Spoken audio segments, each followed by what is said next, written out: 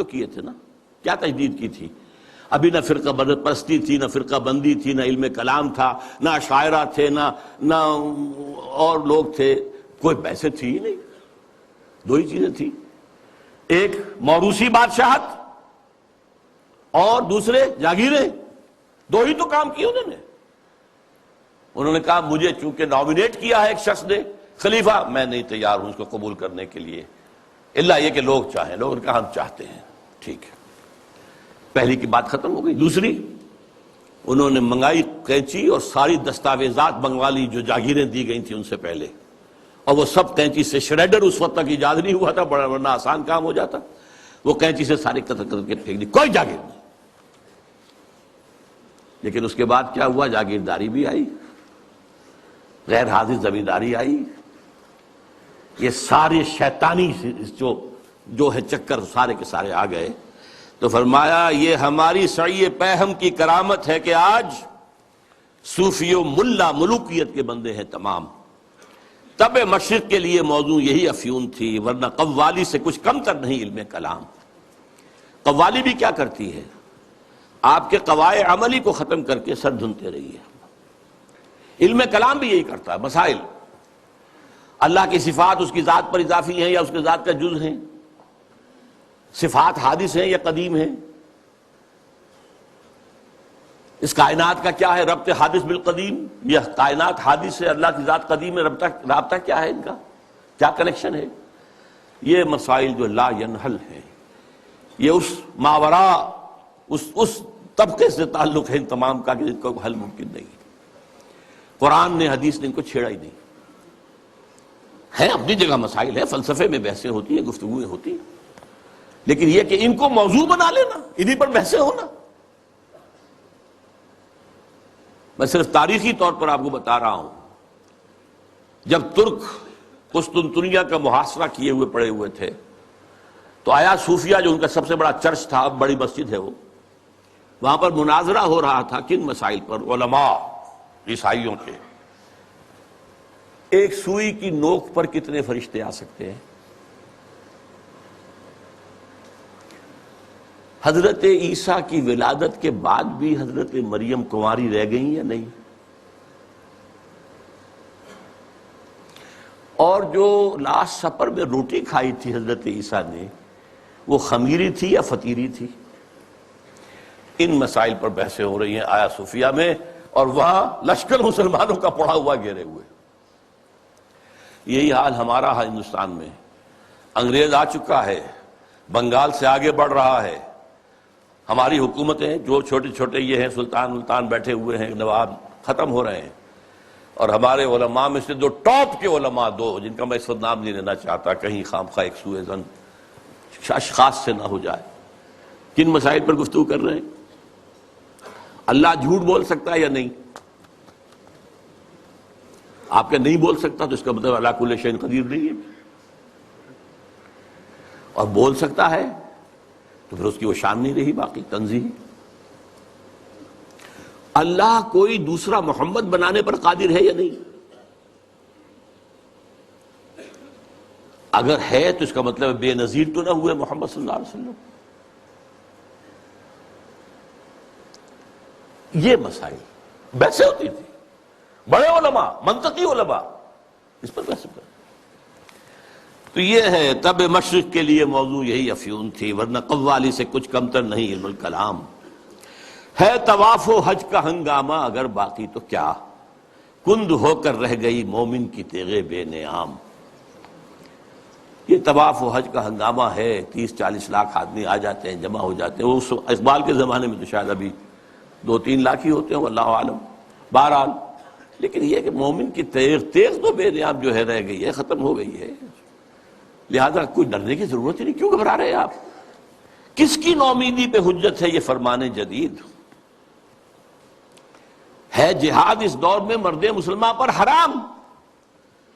یہ جو آپ نے مجلس بلائی ہے اور آپ نے اتنا عمدہ انوگرل ایڈریس بھی ادا کیا ہے ہمیں، یہ کس کی طرف سے کوئی نا امیدی کسی بات آپ پر آ گئی ہے؟ نومیدی یا سنگیزی کوئی ہے آپ کے اندر پیدا ہو رہی ہے؟ وہ کون سا سبب ہے؟ کس کی نومیدی پہ حجت ہے یہ فرمان جدید؟ ہے جہاد اس دور میں مرد مسلمان پر حرام۔ دوسرا بشیر بولتا ہے خیر ہے سلطانی جمہور کا غوغا کے شر، تو جہاں کے تازہ فتنوں سے نہیں ہے باخبر. یہ پہلے مشیر کو مخاطب کر کے کہہ رہا ہے تم واقف نہیں ہو دنیا میں جو نئے نئے فتنے اٹھ گئے ہیں، ابلیسیت کو چیلنج کرنے کے لیے بڑی چیزیں آ گئی ہیں. اب یہ سلطانی جمہور کا زمانہ آ رہا ہے. ہم نے تو ملوکیت بنائی تھی، بادشاہت بنائی تھی، امپیریلزم بنائی تھی. یہ کیا ہوا ہے؟ یہ بادشاہت ختم ہو رہی ہے. یہ فرینچ ریولوشن آ چکا ہے. یہ کیا ہو رہا ہے؟ سلطانی جمہور، خیر ہے سلطانی جمہور کا غوغا کے شر، تو جہاں کے سارا فتنوں سے نہیں ہے باخبر. اس کے جواب میں پہلا مشیر جو کچھ کہہ رہا ہے، میں سمجھتا ہوں یہ ماسٹر پیس ہے اس نظم کا حصہ. میں ہوں باخبر، میں جانتا ہوں، مجھے بے خبر نہ سمجھو. مگر میری جہاں بینی بتاتی ہے مجھے، میں جو پوری دنیا کو میں نے دیکھا بھالا ہے، سمجھا ہے، سمجھایا ہے، وہ مجھے بتاتی ہے جو ملوکیت کا ایک پردہ ہو کیا اس سے خطر. یہ تو ملوکیت کا ایک پردہ ہے. یہ جمہور کی حاکمیت وہی گند ہے، وہی شرک ہے، وہی کفر ہے، وہی خباثت ہے، وہی غلاظت ہے جو ایک فرد کی حاکمیت. کیا فرق پڑا؟ Why do you fear؟ ہمیں کون چیلنج کر رہا ہے اس میں؟ کسی نے خدا کی بات کی ہے؟ مگر میری جہاں بینی بتاتی ہے مجھے جو ملوکیت کا ایک پردہ ہو کیا اس سے خطر. ہم نے خود شاہی کو پہنایا ہے جمہوری لباس، جب ذرا آدم ہوا ہے خود شناس و خود نگر. یہ تو ہم نے خود بادشاہت کو یہ جمہوری لبادہ اڑا دیا ہے. اس لیے کہ اب انسان ذرا خود شناس ہو گیا ہے، کچھ اپنی حیثیت بھی سمجھنے لگا ہے، سیلف امپورٹنس، سیلف کانشسنس، خود نگر، اپنے حقوق کی بھی نگرانی چاہتا ہے. میں بھی کچھ ہوں، صرف بادشاہی تو نہیں ہے. اچھا بھائی لڑو، ایک لبادہ اڑا دو، سب کے سروں کے اوپر وہ گندگی تھوڑی تھوڑی بانٹ کے رکھ دو. اور یہ ذہن میں رکھ لیجئے، علامہ اقبال کا یہ ویژن بہت گہرا ہے اور بہت عمدہ ہے. ہر کجا بینی جہان رنگ و بو، کہ از خاکش بروید آرزو، یا ز نور مصطفیٰ اورا بہاست، یا ہنوز اندر تلاش مصطفیٰ است. دنیا میں جہاں کہیں بھی تمہیں کوئی نور نظر آئے گا، کوئی خیر، کوئی بھلائی کی بات جس سے کوئی آرزو جو ہے، وہ جو کہا تھا کہ آرزو اول تو پیدا ہو نہیں سکتی کہیں، وہ آرزو امنگ پیدا ہو انسان کے اندر، یا تو نور مصطفیٰ کا ظہور ہو رہا ہے. یہ وہی روشنی ہے جو مصطفیٰ نے دی تھی صلی اللہ علیہ وسلم، یا ابھی انسان اسی نور مصطفیٰ کی تلاش میں جا رہا ہے. یہ جو ڈائلیکٹیکل پروسیس چل رہا ہے دنیا میں، یہ کشاں کشاں جا رہا ہے اسی نظام کی طرف جو محمد نے دیا تھا صلی اللہ علیہ وسلم. یہ بات تو بعد میں بھی آئے گی ذرا. اس وقت یہ ہے کہ یہ خود شناسی اور خود نگری یہ محمد کی ادا کرتا ہے صلی اللہ علیہ وسلم. یہ خلیفہ راشد نمبر 2 ہیں حضرت عمر فاروق، جن کا تاریخی جملہ ہے.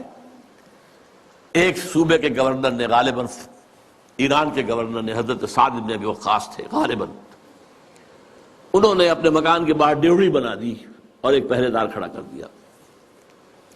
اب یہ تو نہیں کہ ہر وقت کوئی آئے اور ملنے کے لیے تیار ہو، آخر گورنر ہے، اس کا بھی کوئی پرائیویسی ہوتی ہے، ٹائم ہے. پرچہ نویس ہوتے تھے، انہوں نے خبر بھیج دی حضرت عمر کو کہ سعد نے یہ کام کیا ہے. آپ نے خط دے کر ویلچی کو بھیجا اور کہا پہلے جا کر اس ڈیوڑی کو آگ لگا دینا اور پھر میرا یہ خط دینا. اور خط میں کیا لکھا؟ انسانوں کو ان کی ماں نے آزاد جنا تھا، تم کون ہوتے انہیں اپنا غلام بنانے کے لیے؟ Who are you؟ تم نے انہیں اپنا غلام بنا دیا. یہ حریت جس کا لوہا مانا ہے ایچ جی ویلز نے، اس نے کوٹ کیا ہے، لا فضل لعربی علی عجمی ولا لعجمی علی عربی ولا لاسود علی احمر ولا لاحمر علی اسود الا بالتقوی. کسی عرب کو کسی اجمی پر فضیلت نہیں، کسی اجمی کو کسی عرب پر فضیلت نہیں، کسی گورے کو کسی کالے پر نہیں، کسی کالے کو کسی گورے پر نہیں، سوائے تقوی کے. یہ کوٹ کر کے کہتا although the sermons of human fraternity, freedom and equality were said before also, and we find